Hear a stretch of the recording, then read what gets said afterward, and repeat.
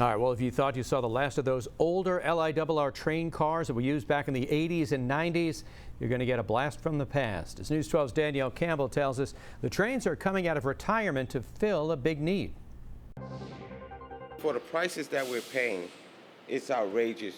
That's the reaction Malcolm Curtis, a regular commuter, had when he heard the news that the Long Island Railroad plans on using 37-year-old rail cars called M3s once the Grand Central Station access is completed. If you're going to bring back these raggedy trains, lower the tickets, I mean, it's not fair. Long Island Railroad interim president Catherine Rinaldi says supply chain issues and defective rail cars have delayed the delivery of the state-of-the-art fleet purchased by the LIRR called M9s and M9As.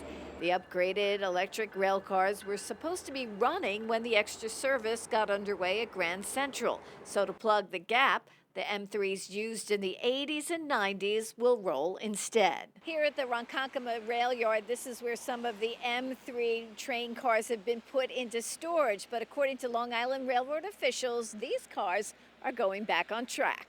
The M3s are perfectly fine cars that people will get a really great customer experience wherever they are on the railroad. The riders are not going to be happy. I'm not going to lie to you about that. Jerry Bringman, who heads up the LIRR Commuter Council, disagrees the rail cars are going to be a great experience, but says at this point the railroad has no other choice.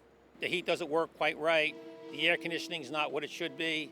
The bathrooms are kind of antiquated. One thing that bothers a lot of commuters, and it bothers me a little bit, is like duct tape on the seats. They're more likely to break down. The M3s are expected to be used for possibly 1 to 2 years until the M9s are delivered.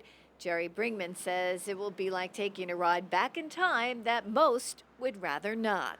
Now, I guess we're going to have to live with the duct tape a little bit longer. Danielle Campbell, News 12, Long Island. And according to Catherine Rinaldi, the interim president of the railroad, the Grand Central Access, as well as the third rail project, are on track to be completed by the end of this year.